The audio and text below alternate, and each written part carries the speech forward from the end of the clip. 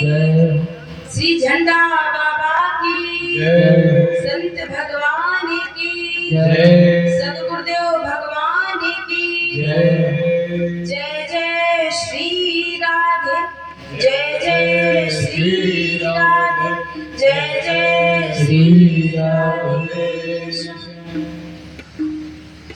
परम परात्पराखिलेश्वर अकारण करुणा उरुड़ालय भक्तवांछा कल्पतरु तड़ित विनिंदित पीतांबरधारी श्री बालकृष्ण लाल का वाङ्मय स्वरूप श्रीमद् भागवत महापुराण यहाँ उपस्थित सभी भक्तों के हृदय में विराजमान श्री राधा माधव श्री राम जानकी झंडा बाबा के चरणों में प्रणाम करते हुए यहाँ हो रहे श्रीमद् भागवत सप्ताह ज्ञान प्रवचन के हम लोग आज षष्ठम दिवस में प्रवेश करेंगे। कल ठाकुर जी की बड़ी सुंदर सुंदर लीलाओं का हम लोगों ने कथा के माध्यम से चिंतन किया। सुबह के सत्र में ठाकुर जी की बाल लीलाओं का श्रवण किया। गिरिराज जी के पूजन की कथा हम लोगों ने श्रवण की। कैसे इंद्र के मान मर्दन को भगवान ने किया है, इंद्र का मान मर्दन किया, मान अभिमान हो गया था। ब्रजवासी इंद्र की पूजा करते हैं साल में। ठाकुर जी ने सोचा इसमें कोई बुराई नहीं है, किंतु ये भोले भाले ब्रजवासी जब मैं इनको मिल गया फिर और कहीं भटकने की क्या आवश्यकता है। और फिर इंद्र को थोड़ा अभिमान हो गया कि मैं ही इन ब्रजवासियों का पालक, इसलिए प्रभु ने लीला किया, समस्त ब्रजवासियों से गिरिराज जी की पूजा करवाई और इंद्र की पूजा बंद करवा दी। लेकिन जैसे ही जयकार लगी, बोले गिरिराज जी महाराज की, तो इंद्र ने कहा ये जयकार कहां से। नारद जी पहुंच गए। नारद जी ने अपनी झोली से निकाल के जलेबी दी, प्रसाद है। इंद्र ने पाया, कैसा है? अच्छा, और खाओगे? रसगुल्ला है। पाया, कैसा है? बहुत अच्छा है। कहां से लेके आए? अरे ब्रजमंडल गया था, छोटे से कन्हैया ने तुम्हारी प्राचीन पूजा को बंद करवा दिया और गिरिराज जी की पूजा प्रारंभ करवा दी। पर्वत की पूजा करा रहा है। इंद्र ने कहा, इन ब्रजवासियों की इतनी हिम्मत, मेरी कृपा से उनको थोड़ा वैभव क्या मिल गया कि मेरी पूजा ही बंद कर दी। अपनी सामवर्तक मेघमालाओं को आदेश दे दिया, गणम सामवर्तकम नाम मेघा नाम चांद्रकार नाम इंद्रः प्राचोदयत क्रोधो वाक्यम चाहे स्मान्य। सामवर्तक नाम की मेघमालाओं को आदेश दे दिया और कहा, जाओ पूरे ब्रजमंडल को बहा दो। महाराज देखते ही देखते मूसलाधार वर्षा प्रारंभ हो गई। जैसे ही मूसलाधार वर्षा प्रारंभ हुई, सब ब्रजवासी भागे और गोविंद की शरण में गए। कहा, हे कृष्ण कृष्ण महाभाग तम नाथम गोकुल प्रभु, हे कृष्ण, हे प्रभु, मैं आपकी शरण में हूँ, तुम ही हमारे नाथ हो, इस गोकुल के, इस ब्रजमंडल के तुम ही हमारे प्रभु हो, हमारी रक्षा करो, हमारी रक्षा करो। सब ब्रजवासी गोविंद की शरण में गए। प्रभु ने कहा, आप लोग चिंता मत करें, गिरिराज जी की शरण में आओ। सब ब्रजवासियों ने गिरिराज जी की शरण ग्रहण की और देखते ही देखते ठाकुर जी ने 7 कोस गिरिराज जी को अपनी इकन्नी उंगली पर धारण कर लिया। बोली गिरवटधारी भगवान की।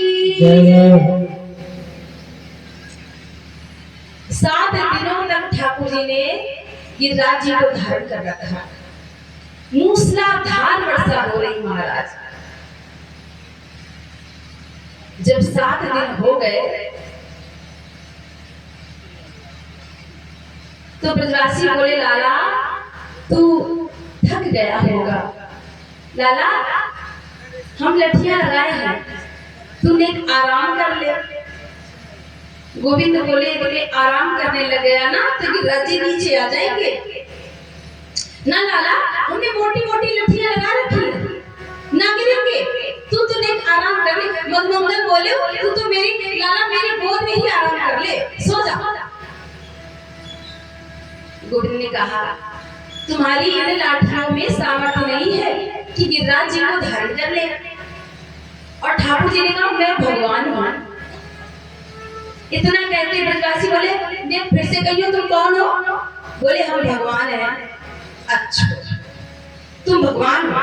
अच्छा भैया ये बताओ तुमने कौन सा ऐसा काम किया कि तुम भगवान हो? गोविंद ने कहा, देखो मैंने पूतना मारी, मैंने तृणावर्त मारो, मैंने अघासुर मारो, मैंने बकासुर मारे, यानी मैं भगवान हूं। अच्छा वह पूतना में मरी मराई में 10 लठियां तो हमने भी मारी, अब तुमने पूतना मारी तो कौन सा बड़ा बड़ा भारी काम कर लिया। अब तो ब्रजवासी मानते नहीं। लाला हम तो ये नहीं कह रहे थे, छोटो है आराम कर ले। ठाकुर जी ने सोचा थोड़ा उंगली ढीली तो करनी चाहिए। जैसे ही छलगुन को ढीला किया, थोड़ा सा चट चट लाठियां टूटने लगी। सब ब्रजवासी बोले, भैया भैया संभाल, कन्हैया संभाल संभाल। ठाकुर जी ने धारण कर लिया। अब ब्रजवासी बोले, लाला एक बात बता, हमारी इतनी मोटी मोटी लठियां टूट गई और तुमने अपनी इकन्नी उंगली पे गिरिराज जी को कैसे धारण कर लिया, तो वो बताने पड़ेगा। गोविंद ने सोचा दूसरी समस्या, हम कहते हैं कि हम भगवान हैं तो मानते नहीं, कैसे समझाए? तो गोविंद कहते हैं, कछु माखन को बल बढ़ो, कछु गोपन करी सहाय, श्री राधे जो की कृपा सो, मैंने गिरिवर लियो उठाए। कुछ तो माखन का बल, जो तुम हमें बुला बुला के माखन खिलाती हो, मैया यशोदा सदा माखन खिलाती है, कुछ तो उसका बल, और कुछ आप लोगों की सहायता को कौन सहायता कर दी। सखा बोले, भैया हमने कौन सी सहायता कर दी? बोले देखो, जब हम गिरिराज जी को उठा रहे थे ना, तो तुम एक टक सब हमको देख रहे थे, तो तुम्हारी जितनी भी शक्ति थी वो हमारी उंगली में आ गई, इसलिए हमने गिरिराज जी को उठा लिया। और कुछ राधा रानी की कृपा, राधा रानी की कृपा से मैंने गिरिराज जी को उठा लिया। ब्रजवासी बोले, अच्छा लाला अब तक तो तुम माखन चुराते थे, अब हमारी शक्ति चुराने का लग गए।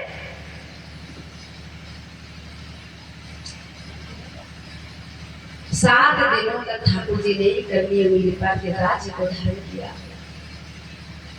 7 दिन हो गए तो इंद्र ने कहा कि यदि ब्रजमंडल बह गया हो तो वर्षा बंद कर दो। कहा महाराज वहां तो धूल ही उड़ रही है,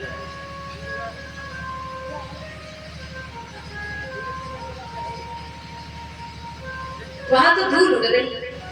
बोले धूल उड़ रही है, मेरी मेघमालाओं में इतनी सामर्थ्य है कि पूरे ब्रजमंडल को बहा दे, और वहां धूल उड़ रही कैसे? आप थोड़ा सा कथा की ओर ध्यान दे तो अच्छा है। और उद्देश्य यही होना चाहिए कि हम कथा प्रांगण में बैठे कथा सुन रहे, तभी कथा का रस का स्वाद आप ले पाएंगे। तो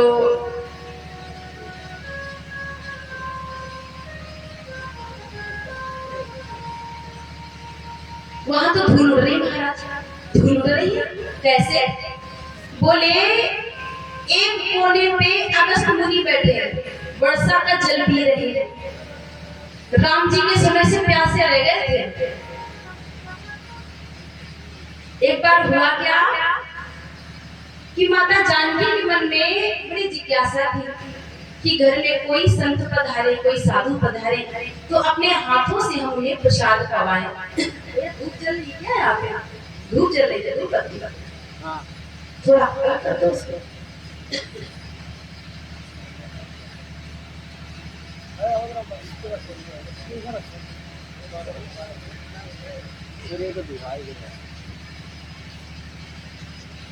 प्यासे रह गए थे तो जानकी जी के मन में था कि कोई संत आए तो अपने हाथों से हम प्रसाद खवाएं, अच्छे से खाएं।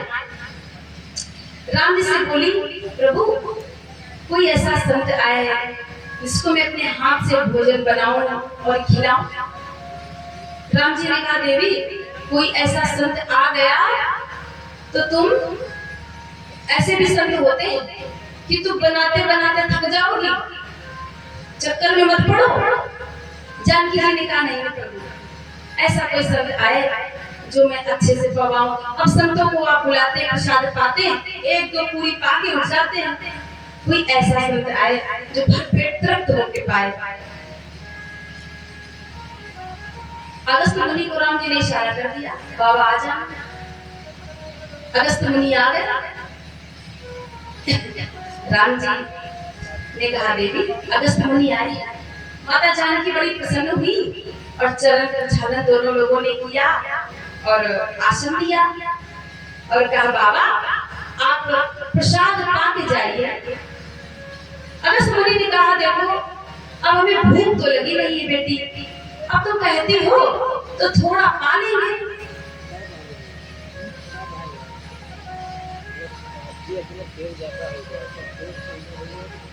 थोड़ा पा लेंगे। माता जानकी को बड़ी प्रसन्नता हुई। 56 प्रकार के भोग बनाए और सोने की थाली में, चांदी की कटोरियों में 56 प्रकार के भोगों को सजाकर अगस्त मुनि के पास लेके गई। अगस्त मुनि ने कटोरी उठाई और कटोरी उठा के देखते क्या करूं। जानकी जी ने कहा, बाबा आइए। अगस्त मुनि ने कहा, बेटी अब मैं सोच रहा हूँ इधर दाल और साग का क्या करूं, कान में डालूं कि नाक में डालूं। जानकी जी ने कहा, अरे पवाना है तो थोड़ा बड़े पात्रों में लेके आओ। जानकी जी को बड़ी प्रसन्नता हुई, लेके आई और जैसे ही रखा बाबा ने प्रसाद प्रारंभ किया। महाराज प्रसाद चल रहा है, सुबह से शाम हो गई, अखंड प्रसाद पा रहे हैं। अगस्त मुनि 2 दिन हो गए, सब दासियां दास सब लग गए। आखिरकार माता जानकी ने रिद्धि सिद्धि को बुलाया, गणेश जी को बुलाया, आओ मेरी रसोई को संभालो। अगस्त मुनि ने कहा, देखो अब आपको बार बार आना जाना पड़ता है, पूरी लेके आओ, सब्जी लेके आओ, खीर लेके आओ। 8 दिन हो गए, 10 दिन हो गए, भोग चल रहा है। अगस्त मुनि पा रहे प्रसाद। अगस्त मुनि रसोई के पास ही में बैठ गए और कहा, तुम ऐसा करो, झड़िया से पूरियां निकालो और मेरे मुंह में रखो। ऐसा हो। महाराज जब 15 दिन हो गए तो जानकी जी ने बाबा से कहा, बाबा जब आधा भोजन हो जाए तो जल पी लेना चाहिए। अगस्त मुनि ने कहा, बेटी जब आधा हो जाएगा तो पा लेंगे, तो जल पी लेंगे। अब पाते हैं तो थोड़ा ठीक ठाक पाते हैं। जब 15 दिन हो गए तो राम जी के पास गए। राम जी ने कहा, देवी संत को प्रसाद करवाया? हाँ, अब कभी ऐसे संत ना आए हमारे घर पे। श्रद्धा की टांग तोड़ दी मेरी। जब राम जी ने जानकी जी को परिश्रमित देखा तो इशारा कर दिया। अब राम जी के इशारे से सब कुछ हो रहा है।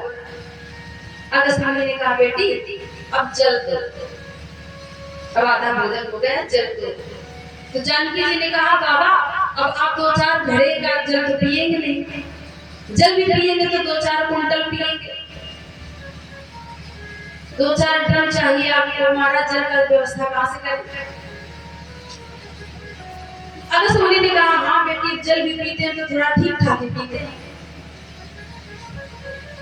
राम जी ने कहा बाबा त्रेता युग में अभी तुमने भोजन किया है तो द्वापर में जब मैं इंद्र का मान मर्दन करूंगा, गिरिराज जी लीला करूंगा तो उस समय वो वर्षा करेंगे, वो सारा जल तुम पी लेना। ये वही अगस्त मुनि है जिन्होंने तीन चुल्लू में पूरा समुद्र पी लिया था। तो आज वही अगस्त मुनि आ गए, कृष्णावतार में जल पी रही है। एक कोने पे शेषनाग जी बांध लगा के बैठे, यमुना जी का जल अंदर नहीं आने देते और सुदर्शन जी ऊपर से जल सुखा रहे हैं। इंद्र को बड़ी ग्लानि हुई और फिर ब्रज आए, नंगे पैर आए, हाथी से आए थे और जैसे ही ब्रज की भूमि में पैर रखा तो रथ से उतर के नंगे पैर दौड़ लगाई, ठाकुर जी की शरण में गए। विशुद्ध सत्वम तम धाम शांतम तपोमयम ध्वस्त रजस्त मस्कम मायामयो अयम गुण संप्रवाहो न विद्यते ते गृहान बंधा। बड़ी सुंदर स्तुति गाई है इंद्र ने और क्षमा मांगी, लेकिन प्रभु ने क्षमा किया और कहा मेरे ब्रजवासियों को तकलीफ मत देना, हाँ तकलीफ मत देना और मैंने तुम्हें क्षमा कर दिया। इंद्र ने कहा अब मुझे स्वर्ग का सुख नहीं चाहिए, मैं तो ब्रज में ही रहूंगा, गिरिराज जी की तलहटी में गिरिराज जी की तलहटी में भजन करूंगा, बस यही रोड लगाने में।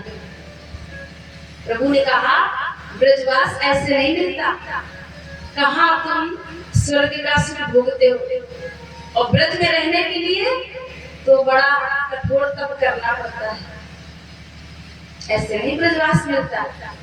हाँ तुम्हारी निष्ठा है तो तुम सावन में भादव के महीने में मेरे ब्रज की सोहनी सेवा करना, यानी झाड़ू लगाना। कब? सावन में, भादव में, और हल्की हल्की बारिश करना, ज्यादा तेज बारिश मत करना ब्रज में, क्योंकि मेरे भक्त आते हैं, दर्शन करते हैं, उत्सव मनाते हैं। मेरे ब्रज के प्रति, मेरे गिरिराज जी के प्रति निष्ठा रखना, ऐसी गलती कभी मत करना, मेरे ब्रजवासियों को कभी कष्ट मत देना। इंद्र ने प्रणाम किया और फिर दूध सुरभि गौ माता के दूध से गिरिराज जी का अभिषेक हुआ और इंद्र ने जब याचना की गिरिराज जी की स्थापना हुई।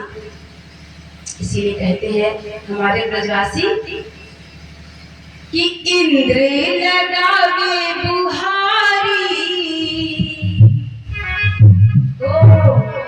यहाँ इंद्र लगावे बुहारी, राधा रानी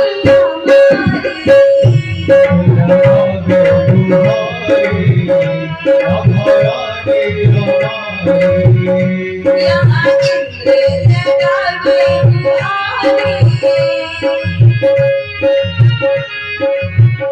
राधा रानी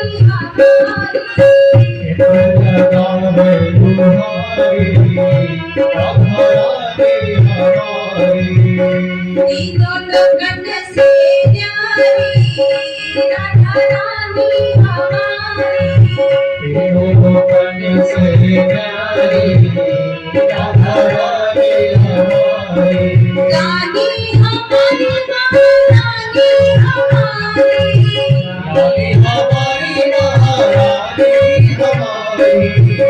रानी हमारी महारानी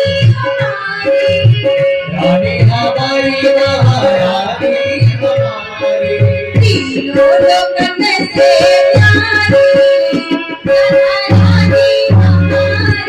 तीनों लोगन से प्यारी राधा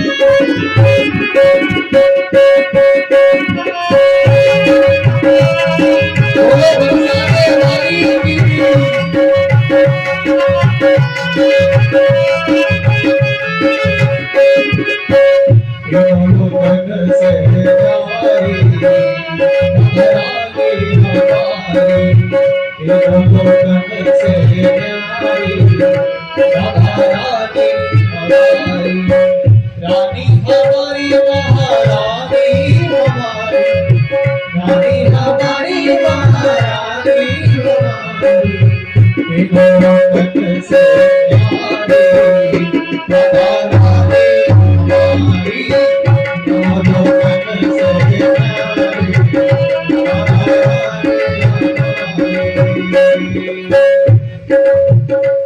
तो ब्रज में इंद्र बुहारी लगाते हैं, झाड़ू लगाते हैं। सब देवता ब्रजमंडल में आए हैं और भोले बाबा तो ब्रज के प्रत्येक गांव में रहते हैं। प्रत्येक गांव में भोले बाबा का वास है। मथुरा में भूतेश्वर, गोकुल में चिंताहरा, आशीश्वर नंदगांव में, वृंदावन में तो गोपेश्वर है, गोपी भाव में रहते हैं। तो सब देवता स्तुति गाते हैं ब्रजमंडल की। इंद्र ने प्रणाम किया और प्रभु ने क्षमा किया। सुखदेव जी ने युगों की आयु बताई है कि 4,32,000 वर्ष का कलयुग होता है और 8,64,000 वर्ष का द्वापर, 12,96,000 का त्रेता और 17,28,000 वर्ष का सतयुग।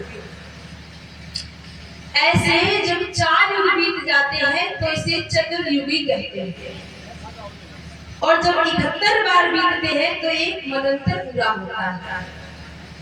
इतना बड़ा जब 144 बार, जब ये 14 बार बीतते हैं तो ब्रह्मा का एक दिन पूरा होता है। ऐसे ब्रह्मा ने जब स्तुति गाई तो भगवान उनसे बोले नहीं और इंद्र को कैसे क्षमा कर दिया? तो कहते हैं कि ब्रह्मा की गलती से ब्रजवासी भगवान से दूर हो गए थे और इंद्र की गलती से पास आ गए। जब वर्षा हुई तो ठाकुर जी ने गिरिराज जी को धारण कर लिया। जितने दूर दूर गांवों में ब्रजवासी रहते थे सब प्रभु के पास में आ गए, गिरिराज जी की शरण में आ गए। भगवान ने छाते के जैसे डाल लिया था गिरिराज जी को। एक कथा और सुनाई है सुखदेव जी ने। कहते हैं एक बार गैया चराते चराते कृष्ण बलराम सखाओं के साथ में थोड़ा दूर चले गए वन में। तो उनको थोड़ी भूख लगाई। सखाओं से बोले, सखाओ हमें तो भूख लग रही भैया। सखा बोले अब वन में का लेके आए? बोले यहाँ से कुछ दूर पर जाओ, मथुरा के कुछ ब्राह्मण हैं, वो यज्ञ कर रहे हैं, उनके घर जाना और कह देना कि कृष्ण बलराम आए हैं और उन्हें भूख लग रही है, कुछ दे दो खाने के लिए। सखा गए और ब्राह्मण स्वाहा स्वाहा कर रहे हैं, यज्ञ कर रहे थे। सखा गए, याचना की, ब्राह्मण देवताओं प्रणाम, कृष्ण बलराम आए हैं, हमारे सखा भूखे हैं, उनको कुछ खाने के लिए दे दो। तो कलावा बना था, यज्ञ चल रहा था, डांट दिया, चले जाओ, बड़े यार भूख लग रही, बेजती की रोटी खाते, पौधा का पानी पीते, हमसे याचना कर रहे हैं। आए ठाकुर जी ने पूछा, क्यों भैया कुछ लेके आए? हाँ लाए हैं, अंगार खाओगे? भैया ऐसे क्यों बोल रहे? भैया दिन ने तो हमारी राम राम भी स्वीकार न करी। अच्छा तुम कहाँ गए थे? बोले यज्ञ कर रहे थे ब्राह्मण देवता। हमने तुमसे क्या कहा था कि तुम उनके घर जाना। घर का मतलब ईंट पत्थर का बना हुआ मकान नहीं, जिस घर में गृहिणी होती है उसे घर कहते हैं। ना गृहम गृह मिथ्या, गृहिणी गृह उच्यते। जिस घर में गृहिणी नहीं है वो घर घर नहीं है। जिस घर में गृहिणी होती है उसी ही घर कहते हैं। महाराज सखा गए, भैया अब जा रहे हैं। सब सखा गए। अब की बात तो ब्राह्मणों की ओर देखा भी नहीं और सीधे उनके घर चले गए। ब्राह्मण देवता पूछते कहाँ जा रहे, कहाँ जा रहे, कुछ नहीं, सीधे घर गए और माताओं से बोले, मैया कृष्ण बलराम आए हैं गैया चराते हुए और उन्हें भूख लगी है, कुछ खाने के लिए दे दो। मैया ने कहा, अच्छा कृष्ण बलराम आए हैं, भूख लग रही है, लाना ही है मथुरा से, वृंदावन से, रुक अभी बना। उन माताओं ने जो स्वादिष्ट पदार्थ बनाए, कुछ खाने वाले, कुछ चबाने वाले, कुछ चूसने वाले, महाराज कई प्रकार के पदार्थ बनाए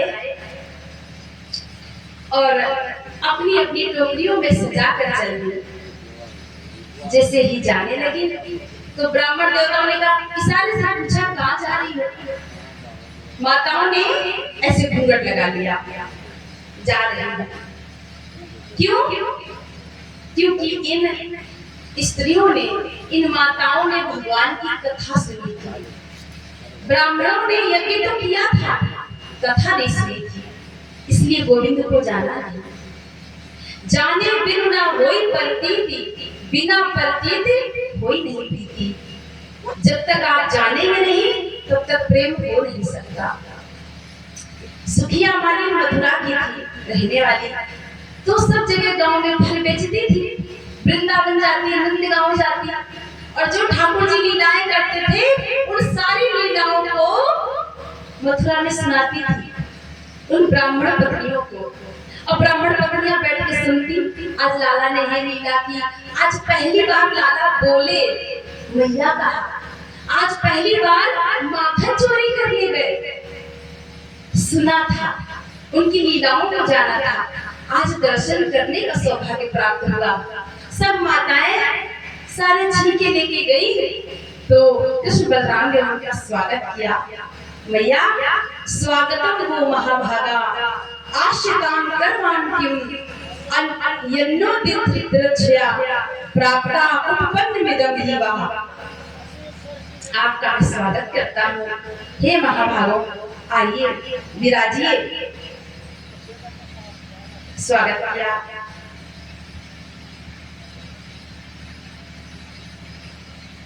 मैया जब लेकर गई कृष्ण बलराम को अपनी गोद में बैठाकर भोजन पवाया।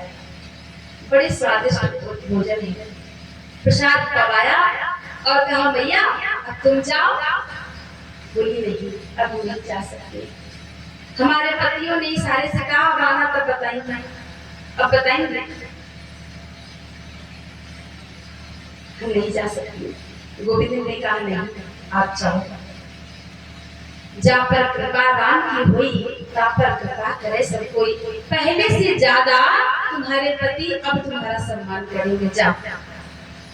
जैसे स्त्रियां गई तो उन ब्राह्मणों ने वास्तव में बड़ा सम्मान किया और कहा, देवियों देखो हमारा जीवन बीत गया स्वाहा स्वाहा स्वाहा करते करते, हमें कभी गोविंद का दर्शन नहीं हुआ, और तुम कितनी भाग्यवान हो कि तुमको गोपाल जी का दर्शन हो गया।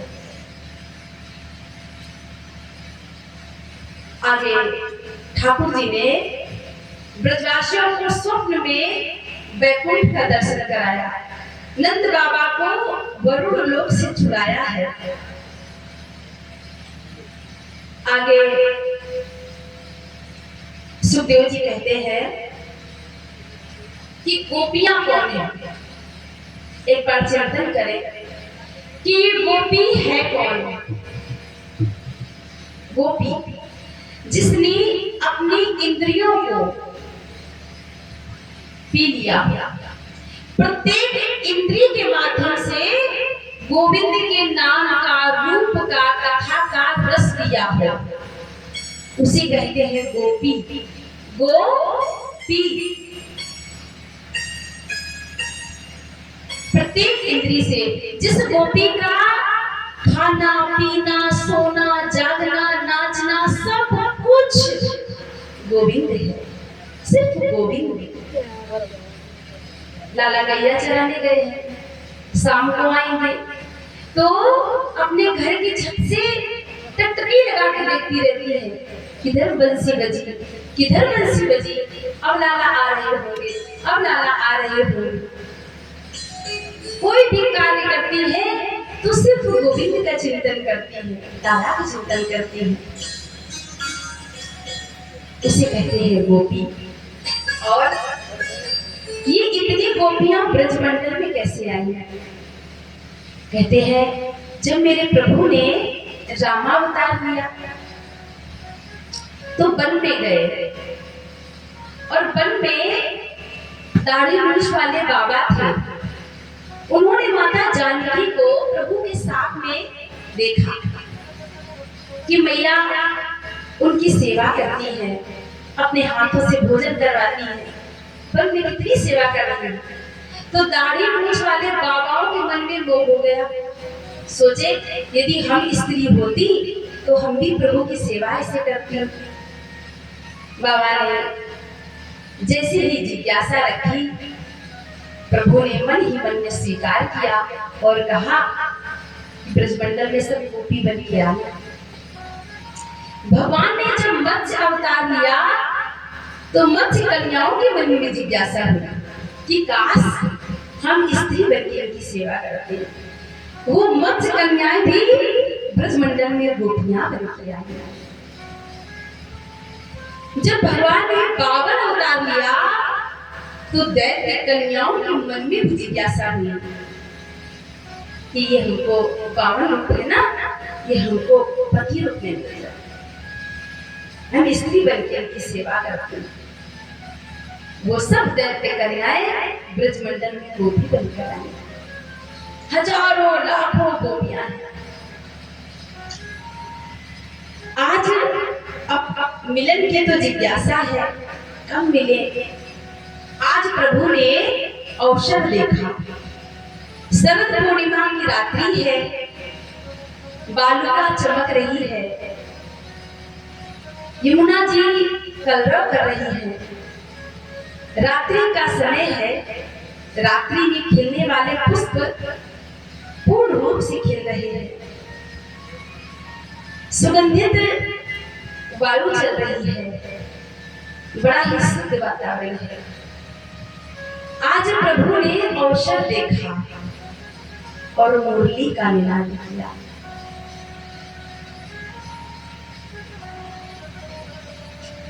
भगवान ने मुरली बजाई, जैसे ही मुरली बजाई तो ब्रजमंडल में रहने वाली प्रत्येक गोपियों को ऐसा लगा कि प्रभु हमें बुला रहे हैं, हमें बुला रहे हैं, हमें बुला रहे हैं, नाथ हमें बुला रहे हैं। कोई गोपी सुबनी सेवा कर रही थी, तो झाड़ू रखना भूल गई और भाग पड़ी। गोविंद हमें बुला रहे हैं, नाथ हमें बुला रहे हैं। एक गोपी गाय के गोबर का चौका लगा रही थी। बंसी सुनाई पड़ गई, मेरा नाम पुकार रहे हैं गोपाल। बजने वाली मुरली एक है और सुनने वाली गोपियां हजार हैं, लाखों गोपियां हैं। सबको अपना अपना नाम सुनाई पड़ रहा है। कोई गोपी बालक को पालने में झुला रही है, सुला रही है और भाग पड़ी। गोविंद ने भी बुलाया है, मुझे जाना है।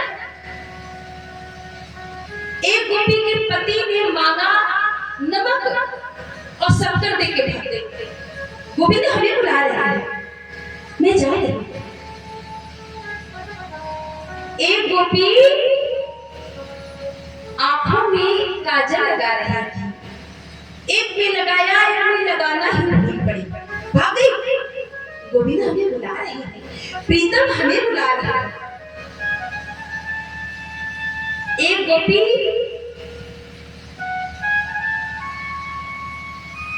लहंगा पहन रही थी, लहंगा पहनते पहनते साड़ी पहनना ही भूल गई, चूनर ओढ़ के भागी। गोविंद हमें बुला रहे हैं, सब अस्त व्यस्त दशा है। एक गोपी ने हाथ पकड़ा और कोठरी में बंद कर दिया। अब कैसे जाओगी? गोपी ने कहा तुम्हें इस शरीर से मतलब है ना, तो इस शरीर में अचार लगाओ। मैं तो इस शरीर को छोड़ के दिव्य शरीर से चली जाऊंगी और सब गोपियों से पहले पहुंचूंगी। उसने अपने शरीर को ही छोड़ दिया, गोविंद के पास पहुंची। क्यों? ये आत्मा और परमात्मा का मिलन है, ये आत्मा परमात्मा का आज मिलन है।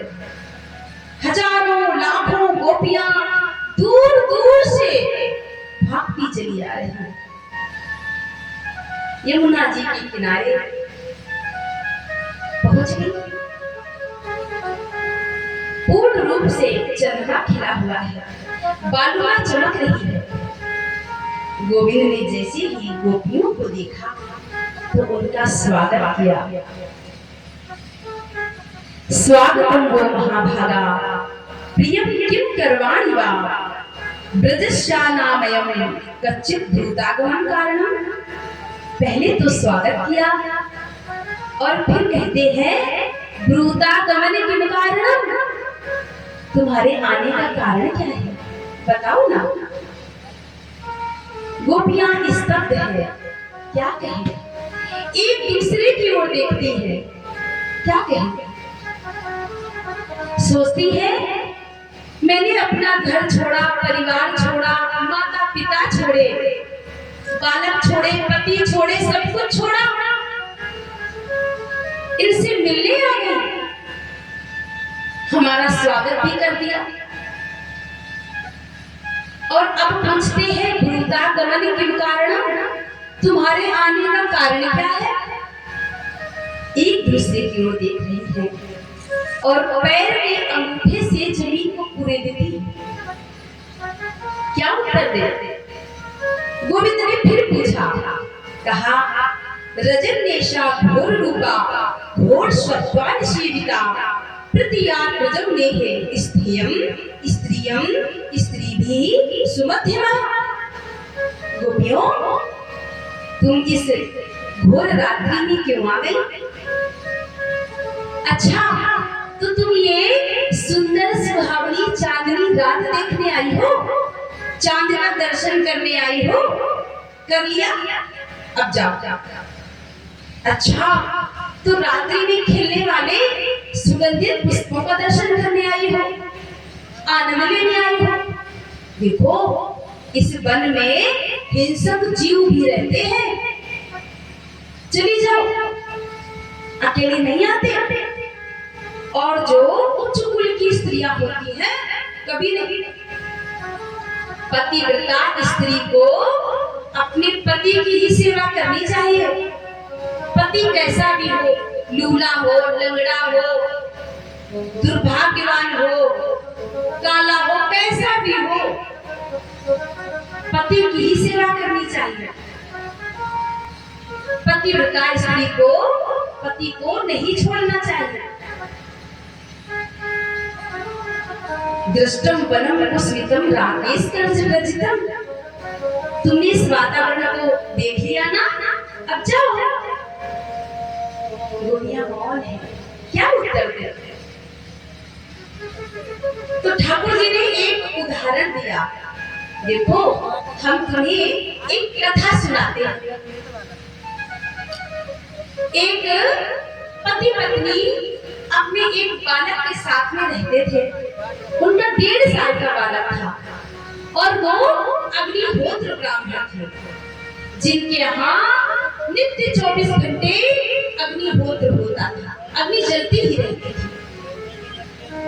बेचारा पति थक थक के आया और जैसे ही घर में आया, थका था, तो पत्नी की गोद में सिर रख के सो गया। और पत्नी दाल या चावल कुछ अमलियां कर रही थी, उठी नहीं थी। इधर क्या हुआ, पति इतना थका था कि घोर निद्रा में सो गया। उसके घर में 1.5 साल का बालक था और वो खेलते खेलते खेलते खेलते अपनी खुद की ओर गया। वो कुछ सोच पाती कि मैं क्या करूं। यदि मैं बच्चे को बचाती हूँ तो पति की नींद खुल जाएगी, मेरा व्रत टूट जाएगा। यदि मैं उठती नहीं हूँ तो बालक कहीं अग्निकुंड में न गिर जाए। कुछ सोचती उससे पहले वो बालक अग्निकुंड में गिर गया। जब काफी समय हो गया, कई घंटे बाद जब पति की नींद खुली तो वो दौड़ के गई अग्निकुंड के पास में। बालक को देखा, हाय हाय करते हुए चीखने लगी। देखा तो अग्नि की विशाल लपटों में उसका बालक किलोल कर रहा था, खेल रहा था। अर्थात उसके पतिव्रता धर्म से उसका बालक जीवित हो गया। वो अग्नि भी शीतल हो गई। ये होता है पतिव्रता धर्म। एक तुम हो, छोड़ के चली आई, जाओ वापस चली जाओ। गोपियां मौन है, क्या कहें? गोपाल जी, ऐसे 2-4 उदाहरण हमको भी आते हैं, हम भी सुनाए। सुना। गोपियों ने कहा, देखो, एक पतिव्रता स्त्री थी, वो अपने पति की सेवा करती थी। पति को स्नान कराना, भोजन बना के खिलाना और फिर खाना, बड़ी सेवा करती थी। एक बार उसके पति को किसी कार्य से बाहर जाना पड़ा। जाने लगा तो पत्नी बोली, मैं तो आपके बिना भोजन करती रही, मैं कैसे रह सकती हूँ। पति ने अपने जैसी एक मूर्ति बनवाई, पत्थर घर पे लाके रख दिया और कहा, देवी, जब तक मैं ना आऊं तब तक इस मूर्ति की तू पूजा करना। ठीक है। घर का दरवाजा बंद कर लिया और पति की मूर्ति को, नकली पति को रोज स्नान कराती है, फिर वस्त्र पहनाती है, तिलक लगाती है, आरती उतारती है, भोजन बना के खिलाती है, फिर खाती है। महाराज 1 वर्ष तक ऐसा चला। जब उसका पति आया, अब तो दरवाजे पर खड़ा है, कहता है खोलो। और इधर उसकी पत्नी सेवा कर रही थी उस नकली पति की। अब आप बताओ कि क्या उस स्त्री को दरवाजा खोलना चाहिए कि उस नकली पति की सेवा करनी चाहिए?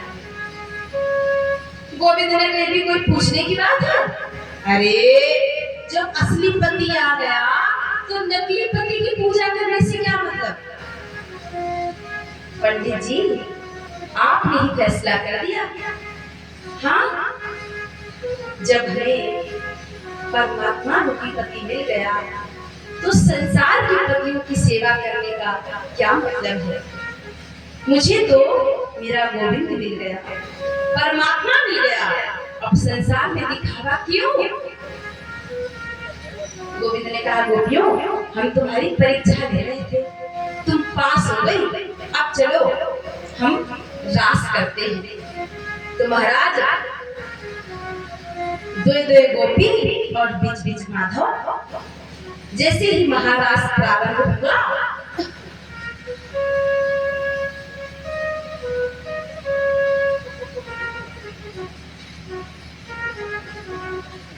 तो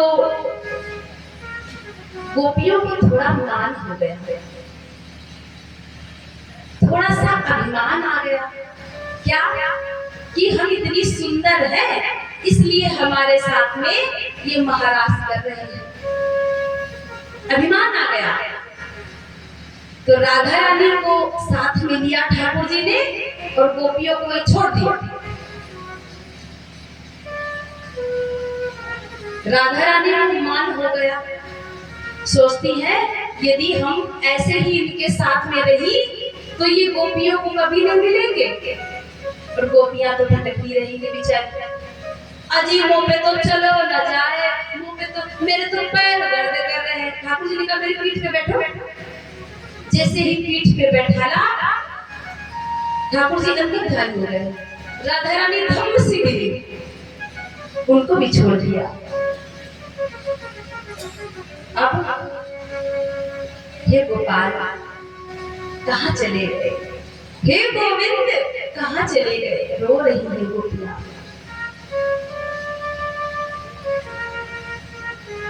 पूरे वृंदावन में ढूंढती है, लता पताओं से पूछती है, बट वृक्ष के पास नहीं। हे बट देवता, तुम बताओ ना, तुम तो वृक्षों में सबसे वृद्ध हो, तुम झूठ थोड़ी ना बोलोगे, बोलो ना मेरे प्रीतम कहाँ चले गए। जो हमने गलती की है अब करेंगे तो नहीं। कोई उत्तर नहीं मिला। तो दूसरी गोपी बोली, ये भी बूढ़ो है गए बेचारो, बुद्धि सठिया गई है, देखे भी होगा तो बताएगा थोड़ी ना, आगे चल। जैसे ही आगे बढ़ी पिप्पल वृक्ष मिला। पिप्पल वृक्ष से पूछती है, हे पिप्पल देवता, दुनिया तो तुम पर जल चढ़ाती है, दीपक जलाती है, तुम्हारी पूजा करती है, और तुम तो पूजनीय हो। बताओ ना प्रीतम कहाँ चले गए। आइए ना इधर आइए, इधर बैठ जाइए। कहाँ चले गए। कथा प्रांगण में कोई स्त्री नहीं, कोई पुरुष नहीं। आइए आप इधर बैठिए। सब ये स्त्री भाव से देखो, सब ये गोपियां बैठी हैं, सब ये गोपियां बैठी हैं। इधर कोई कुर्सी दे दो भैया को, बैठ चल।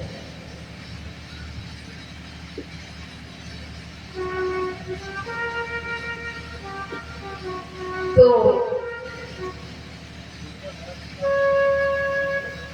गोपियां तुलसी जी के पास आई हैं। हे प्रेयसी, तुम तो गोविंद की प्रेयसी हो, तुम्हारे बिना तो उनको भोग भी नहीं लगता। तुम बताओ ना कहाँ चले गए, कहाँ चले गए हमारे प्रीतम हमें छोड़ के। अब ऐसी गलती नहीं करेंगे। कोई उत्तर नहीं मिला। दूसरी बोली, मेरी सोच है, देखा भी होगा तो नहीं बताएगी। रोती रोती यमुना जी के पास गई। यमुना जी के पास में किशोरी राधा रानी का दर्शन किया। राधा रानी से पूछा, किशोरी जी तुमको भी छोड़ के चले गए। हाँ, हमको भी छोड़ के चले गए। गोपियां रो रही है, बिलख रही है। एक पल तो उन्हें लगा कि मैं ही गोविंद हूँ और ऐसी लीला करती है जो गोपाल जी पहले कर चुके। कभी माखन छोड़ती है, कभी पूजना मारती है, कभी अघासुर को मारती है। देखो हे ब्रजवासियों, मैंने त्रिनावत को मार दिया, तुम स्वतंत्र हो। देखो मैंने गिरिराज जी को उठा लिया। ऐसी लीलाएं करती है। जिसका हम चिंतन अधिक करते हैं उसके गुण हमारे अंदर आने लगते हैं। ऐसी लीला हो रही है। राधा रानी के पास गई और गोपियां रो रही हैं। एक बड़ा ही सुंदर गीत है, गोपी गीत। उस गीत को गोपियों ने गाया है। आइए कुछ लाइन हम लोग गोपी गीत का गुनगुनाएं। बाबा के चरणों में बैठकर गोपी गीत गाएंगे। कुछ लाइन। ये गीत साधारण गीत नहीं है, ये गोपियों ने गाया है। किसी साधारण सिंगर ने नहीं। हम सब लोग गाए, जिनको आता है सब लोग गुनगुनाए साथ में। गोप्य ऊंचो जयति दीधिकम् जन्मना व्रजा श्रयते गिरा शाश्वतगृही दैत्य दृश्यता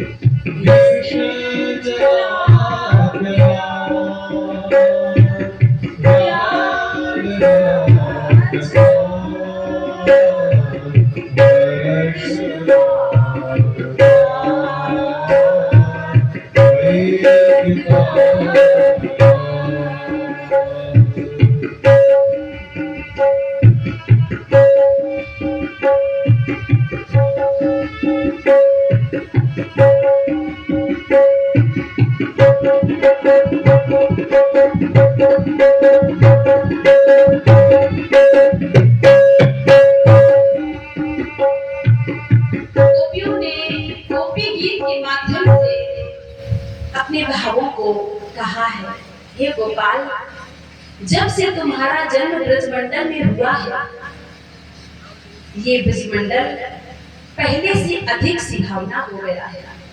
यहाँ साक्षात लक्ष्मी जी वास करते हैं। हम ब्रजवासी आपके जन्म के बाद जी उठे हैं। श्रेयते इंदिरा ससुरते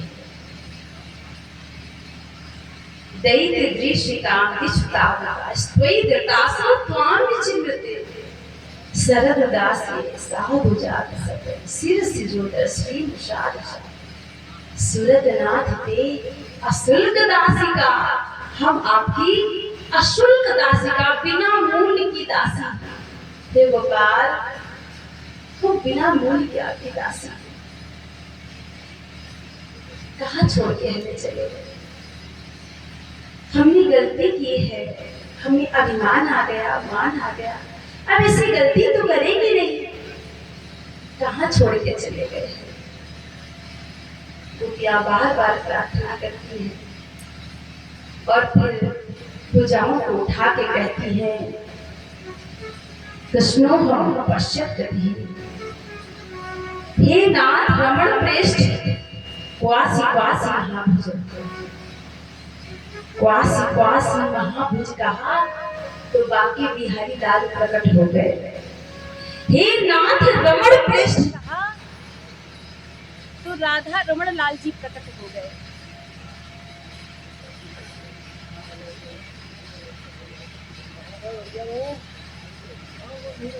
देखो यार बंदा मैंने चले के तो होगा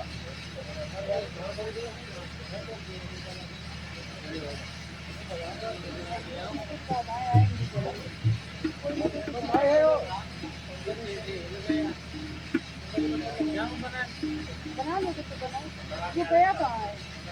ऐसे काम होता है अभी तक।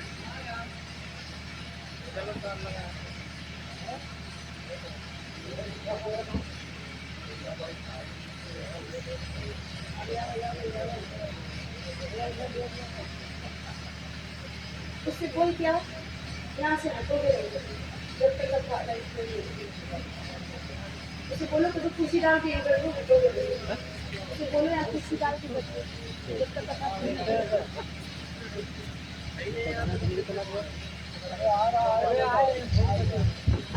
अरे कहाँ गए यार